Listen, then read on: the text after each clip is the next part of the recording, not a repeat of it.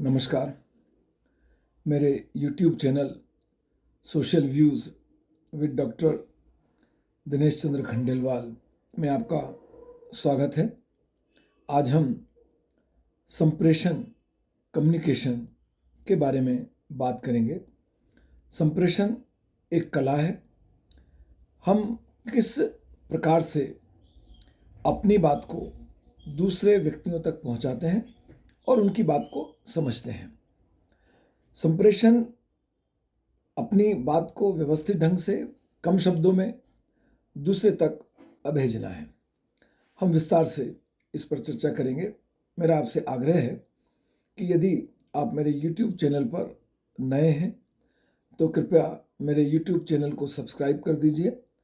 मेरे इस चैनल पर आपको सामाजिक महत्व, राष्ट्रीय महत्व के वीडियो के साथ प्रेरणात्मक और समाजशास्त्र के वीडियो देखने में आते हैं। आप विद्यार्थी हों या आप एक वरिष्ठ सामान्य जन हों या आप बुद्धिजीवी हों, आप किसी भी स्तर के व्यक्ति हों, यह आपके काम आ सकते हैं, आपके लिए उपयोगी हो सकते हैं। मेरे चैनल को देखने के लिए मैं आपको धन्यवाद भी ज्ञापित करता हूं। संप्रेषण का अर्थ है अपने किसी विचार या तथ्य को कुछ व्यक्तियों में सामान्यतः कॉमन बना देना, और इस प्रकार संप्रेषण संदेश वाहन की संदेश देने की वह प्रक्रिया है जिसमें भेजने वाला और पाने वाला दोनों व्यक्ति आपस में तथ्यों, सूचनाओं, विचारों, अनुभव, भावनाओं आदि का आदान प्रदान करते हैं, ज्ञान का आदान प्रदान करते हैं। संप्रेषण संचार अथवा संदेश दो प्राणियों के मध्य सूचना या जानकारी का आदान प्रदान करना है। यह प्रक्रिया एक बालक के जन्म के साथ ही प्रारंभ हो जाती है। संप्रेषण एक द्विमार्गी प्रक्रिया भी है, दो तरफा प्रक्रिया भी है। संप्रेषण का अर्थ किसी सूचना या संदेश का एक व्यक्ति से दूसरे व्यक्ति तक पहुंचना है, परंतु यह इस प्रकार होना चाहिए कि एक व्यक्ति जो कहना चाहता है दूसरा व्यक्ति उसे उसी अर्थ में समझे जिस अर्थ में वह बात कही गई है। यदि संदेश वाहक द्वारा भेजे गए संदेश को संदेश प्राप्तकर्ता उस रूप में ग्रहण नहीं करता जिस रूप में भेजा गया है, तो संप्रेषण पूरा नहीं माना जाएगा। इसलिए यह आवश्यक है कि संप्रेषण का अर्थ विचारों तथा सूचनाओं को एक व्यक्ति से दूसरे व्यक्ति तक इस प्रकार भेजना है, इस प्रकार पहुंचाना है कि वह उसी तरह जान और समझ सके जिस प्रकार, जिस अर्थ में वह भेजा गया है। संप्रेषण मनुष्य की आवश्यकताओं को पूरा करने के लिए और उसके सामाजिक जीवन के लिए बहुत महत्वपूर्ण आधार है। संप्रेषण हमारे पारिवारिक, सामाजिक, आर्थिक एवं जीवन के सभी क्षेत्रों के लिए बहुत आवश्यक है। मनुष्य एक सामाजिक प्राणी है और इस सामाजिक जीवन को बनाए रखने के लिए, इस सामाजिक जीवन में सामाजिक संबंध स्थापित करने के लिए उसे अपने विचारों और भावनाओं को अभिव्यक्त करने के लिए संप्रेषण पर ही निर्भर रहना होता है। संवाद ही संप्रेषण है। मानवीय, पारिवारिक और सामाजिक व्यवहार के लिए मनुष्य को एक दूसरे के साथ संवाद स्थापित करना होता है। यह सामाजिक जीवन के लिए बहुत आवश्यक है। संप्रेषण के अभाव में मानव जीवन की कल्पना भी नहीं की जा सकती।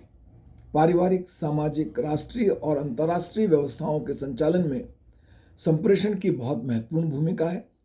संप्रेषण के अभाव में परिवार, समाज और राष्ट्र, विश्व का कोई भी व्यक्ति, समूह, समाज अपने अस्तित्व को बचाए नहीं रख सकता। मनुष्य की विकास यात्रा के साथ साथ, जैसा कि अभी हमने पहले कहा था कि ये जन्म से प्रारंभ हो जाता है, तो मनुष्य के विकास यात्रा के साथ, मनुष्य के जीवन के साथ ये प्रारंभ हुआ, पर इस विकास यात्रा के साथ साथ संप्रेषण का स्वरूप और प्रकार बदलता रहा। प्राचीन संप्रेषण माध्यमों में लकड़ी के पत्तों का प्रयोग से लेकर भाषा, लिपि, प्रिंटिंग प्रेस, रेडियो, फिल्म, दूरभाष, टेलीविजन, उपग्रह, इंटरनेट, मोबाइल तक का सफर मनुष्य की असीमित आवश्यकताओं को पूरा करने के लिए किए गए प्रयासों का ही परिणाम है। हम कैसे सूचना को सरल, सुगम और कम समय में दूसरे व्यक्ति तक पहुंचने लायक बना सकते हैं, जनसुलभ बना सकते हैं। तकनीकी विकास ने हमारी सामाजिक संप्रेषण की उपयोगिता को बढ़ाने के साथ साथ एक चुनौती भी उपस्थित की है कि कैसे सूचना को सरल, सुगम बनाया जाए। तकनीकी विकास और परिवर्तन संप्रेषण के नए माध्यमों के विकास का माध्यम भी बना है। मनुष्य में संप्रेषण की व्यक्तिगत प्रक्रिया समूह संप्रेषण से आगे बढ़ते हुए आज प्रिंट मीडिया और इलेक्ट्रॉनिक मीडिया के माध्यम से जन संप्रेषण तक विकसित हो गई है। पहले व्यक्ति से व्यक्ति तक, फिर माध्यमों के द्वारा व्यक्ति से समूह तक, और अब हम एक साथ प्रिंट मीडिया और इलेक्ट्रॉनिक मीडिया के माध्यम से हमारे विचारों को जन संप्रेषण के माध्यम से असीमित व्यक्तियों तक भेज सकते हैं। संप्रेषण की एक विशेष बात यह है कि संप्रेषण केवल मनुष्यों तक सीमित नहीं है। पशु पक्षी आदि भी इशारों और ध्वनियों के माध्यम से संप्रेषण करते हैं। मनुष्य ने इशारों और ध्वनियों के माध्यम से संप्रेषण करते हुए भाषा के विकास के द्वारा भाषा और संकेत चिन्हों के माध्यम से अपने विचारों को एक दूसरे तक भेजना, संप्रेषित करना सीख लिया। परंतु जो पशु जगत है उसमें यह संभव नहीं हो सका। जीव जगत में मनुष्य ही एकमात्र ऐसा प्राणी है जो भाषा के माध्यम से अपने विचारों को लिखित और मौखिक दोनों प्रकार से अभिव्यक्त कर सकता है, दूसरों तक भेज सकता है, उसी तरीके से भेज सकता है जिस तरह हम कहना चाहते हैं। ऑक्सफोर्ड इंग्लिश डिक्शनरी के अनुसार संप्रेषण से आशय विचारों व ज्ञान के विनिमय से है। इसके लिए शब्द, लेखों या चिन्हों का प्रयोग किया जाता है। वह आगे लिखते हैं, विचारों, जानकारी आदि का विनिमय, दूसरों तक पहुंचाना या बांटना, चाहे वे मौखिक हो, लिखित या संकेत हो, संप्रेषण है। बड़ी भाषा बड़ी विस्तृत है और ये स्पष्ट करती है कि संप्रेषण का आशय ज्ञान, विचार को एक दूसरे तक भेजना, दूसरे के विचारों को समझना शामिल है। और यह लिखित माध्यम से हो सकता है, मौखिक हो सकता है, संकेतों के माध्यम से भी हो सकता है। पर संकेत भी ऐसे होने चाहिए कि हम संकेत के माध्यम से जो बात कहना चाहते हैं सामने वाले व्यक्ति को वह बात उसी अर्थ में समझ में आनी चाहिए। न्यूमैन व समर के अनुसार संप्रेषण के अंतर्गत एक या दो से अधिक व्यक्तियों के मध्य विचारों, तथ्यों, भावनाओं का आदान प्रदान होता है। सीजी ब्राउन के शब्दों में संप्रेषण एक व्यक्ति से दूसरे व्यक्ति के मध्य सूचनाओं का संप्रेषण है, चाहे उसके द्वारा विश्वास उत्पन्न हो या नहीं और पारस्परिक विनिमय हो या नहीं, लेकिन इस प्रकार दी गई सूचना प्राप्तकर्ता को समझ में आ जानी चाहिए। न्यूमैन और समर के अनुसार संप्रेषण एक से अधिक व्यक्तियों के मध्य विचारों और भावनाओं, तथ्यों का आदान प्रदान है। सीजी ब्राउन के अनुसार संप्रेषण सूचनाओं का संप्रेषण है और यह उसी अर्थ में होना चाहिए, समझ में आना चाहिए प्राप्तकर्ता को जिस अर्थ में भेजी गई है। उस विचार पर, उस भेजी गई बात पर सामने वाला विश्वास करता है या नहीं करता, यह उस पर निर्भर करता है, परंतु उसे वह बात उसी अर्थ में समझ में आनी चाहिए जिस अर्थ में वह बात कही गई है। संप्रेषण के मुख्य तत्व हैं संचारक या संप्रेषक, जो अपनी बात को दूसरे व्यक्ति तक भेज रहा है। प्राप्तकर्ता या संप्रेषणग्राही, वह व्यक्ति जो कही गई बात को सुन रहा है, समझ रहा है। तीसरा, संदेश, उस वार्तालाप के बीच में जो भी बात कही जा रही है, समझाई जा रही है, वो संदेश है। संदेश का माध्यम, एक संदेश का माध्यम भी संप्रेषण में होता है, जैसा भी हमने इसके पहले भी चर्चा की है। वह लिखित हो सकता है, मौखिक हो सकता है, संकेतों के माध्यम से हो सकता है। और अंतिम बात है प्रतिक्रिया, प्रत्युत्तर या प्रतिपुष्टि। और वह व्यक्ति, जिस व्यक्ति तक बात कही गई है, जिसके लिए बात कही गई है, वह उस पर क्या प्रतिक्रिया करता है, क्या प्रत्युत्तर देता है, क्या उसकी प्रतिपुष्टि करता है, और यह तभी होगा जब उसे बात समझ में आ जाएगी। यदि मुझे तमिल नहीं आती है और तमिल में कोई व्यक्ति कितना ही अच्छा भाषण दे दे, तो वो संदेश, वो विचार मुझ तक नहीं पहुंचा, और जब नहीं पहुंचा तो प्रतिक्रिया या प्रति उत्तर का तो प्रश्न ही पैदा नहीं होता। संप्रेषण में बात अगर समझ में आ जाएगी उसी अर्थ में जिस अर्थ में भेजी गई है, तो प्रतिक्रिया या प्रत्युत्तर आवश्यक रूप से होता ही है। संप्रेषण की प्रमुख विशेषताएं। पहली बात है कि कम से कम दो व्यक्तियों के मध्य संपर्क। संप्रेषण के लिए कम से कम दो व्यक्तियों का होना आवश्यक है। कोई व्यक्ति अकेले खुद स्वयं से संप्रेषण नहीं कर सकता। एक संदेश भेजने वाला और दूसरा संदेश प्राप्त करने वाला। इस प्रकार संप्रेषण में दो या दो से अधिक व्यक्ति एक दूसरे के साथ विचारों का आदान प्रदान करते हैं और तभी संप्रेषण पूर्ण होता है।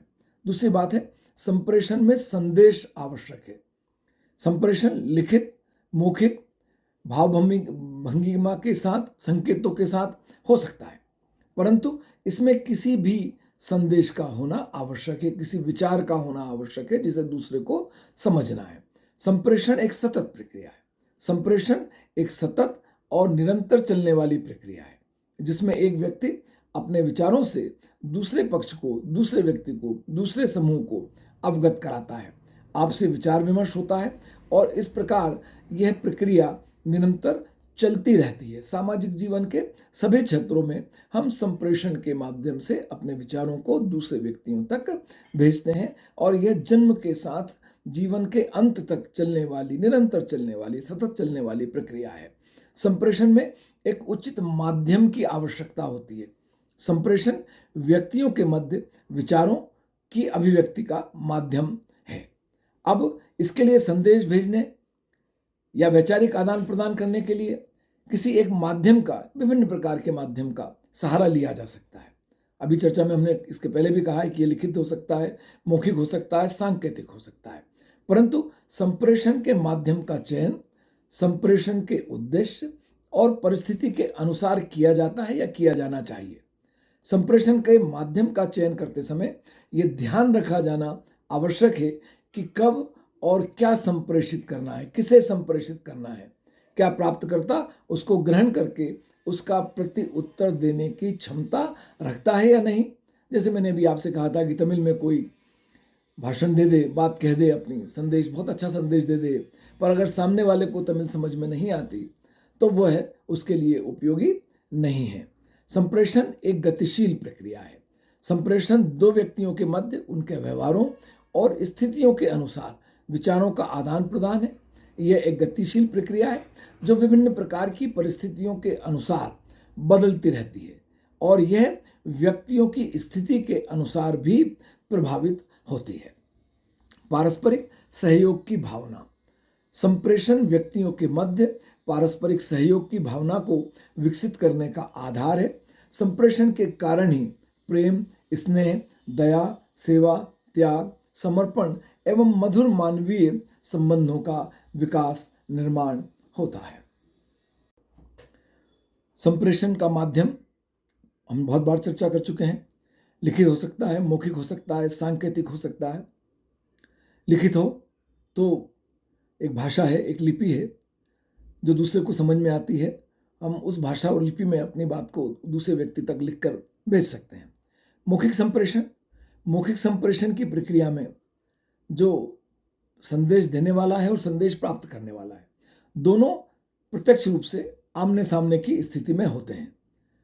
ये वीडियो कॉल के माध्यम से भी अगर वह हैं तो भी इसको प्रत्यक्ष उपस्थिति वर्तमान में माना जा सकता है। और मौखिक रूप से शब्दों और वाक्यों के माध्यम से, भाषा के माध्यम से विचारों का आदान प्रदान किया जाता है।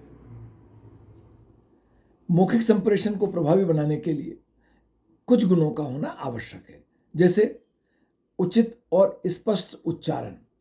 आप जिस भाषा का प्रयोग कर रहे हैं वह सामने वाले के समझ में आने वाली उचित भाषा हो और उसका उच्चारण शुद्ध होना चाहिए। आपका शब्द ज्ञान समृद्ध होना चाहिए और वह शब्द ज्ञान सामने वाले का भी समृद्ध होना चाहिए। यदि मैं प्रत्युत्तर शब्द का प्रयोग कर रहा हूं तो प्रत्युत्तर शब्द का अर्थ सामने वाले को पता होना चाहिए और मुझे भी प्रत्युत्तर का उच्चारण ठीक प्रकार से करना चाहिए। संक्षिप्त में, कम शब्दों में अपनी बात को प्रभावी ढंग से कहना चाहिए। ध्वनि का समुचित उतार चढ़ाव होना चाहिए। जब आप बात कह रहे हैं तो कौन सी बात को किस ढंग से कहना है, ये भाषा के उतार चढ़ाव, वाणी के उतार चढ़ाव के माध्यम से, ध्वनि के उतार चढ़ाव के माध्यम से दूसरे व्यक्ति तक संप्रेषित होना चाहिए और उचित भाषा शैली का प्रयोग होना चाहिए। संप्रेषण के माध्यम का चयन, संप्रेषण के उद्देश्य, संप्रेषण किस गति से किया जाना है, प्राप्तकर्ता की परिस्थिति कैसी है, इसके अनुसार किया जाता है। संप्रेषण का महत्व। संप्रेषण मनुष्य के लिए उपयोगी है। अभी हमने इसके पूर्व की चर्चा में बात कही कि केवल मानव ही ऐसा है जो भाषा, लिपि, संकेत के माध्यम से, मौखिक रूप से, लिखित रूप से, संकेतों के माध्यम से अपनी बात दूसरों तक पहुंचा देता है। और मनुष्य का और समाज का, दोनों का काम इस संप्रेषण के बगैर नहीं चल सकता। मनुष्य ने अपनी भावनाओं और विचारों को दूसरे तक पहुंचाने में जो सक्षमता प्राप्त की है, उससे वह अपनी बात को दूसरों तक भेजता है और दूसरों की भावनाओं और विचारों से भी अवगत होता है और इस सब से उसके ज्ञान में लगातार वृद्धि होती है और सीखने की प्रक्रिया निरंतर जारी रहती है। संप्रेषण मानव समाज का आधार है। बगैर संप्रेषण के मानव समाज की कल्पना ही नहीं की जा सकती।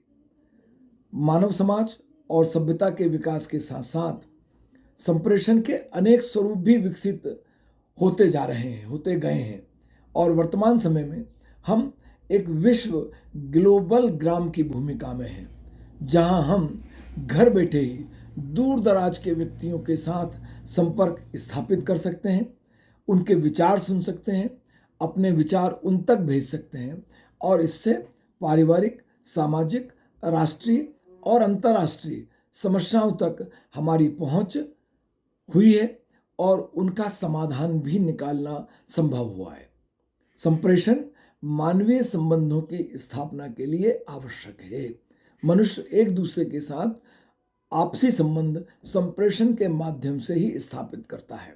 संप्रेषण के बगैर मानव जीवन की कल्पना नहीं की जा सकती। रॉबर्ट डी बर्थ के शब्दों में, बिना संप्रेषण के मानवीय संबंधों की स्थापना तथा बिना मानवीय संबंधों की स्थापना के संप्रेषण असंभव है। भ्रम निवारण में भी संप्रेषण सहायक होता है। समाज के विभिन्न पक्षों से संपर्क, प्रभावी नेतृत्व के विकास, व्यक्तियों के मनोबल और प्रेरणा को बढ़ाने में संप्रेषण की बहुत उपयोगी और महत्वपूर्ण भूमिका है। मेरा यह विश्वास है कि संप्रेषण से संबंधित यह वीडियो आपके लिए उपयोगी होगा। कृपया अपनी प्रतिक्रिया से मुझे कमेंट सेक्शन में कमेंट कर जरूर अवगत कराएं। इससे मुझे आपके लिए और वीडियो बनाने की प्रेरणा प्राप्त होती है। आपका बहुत धन्यवाद।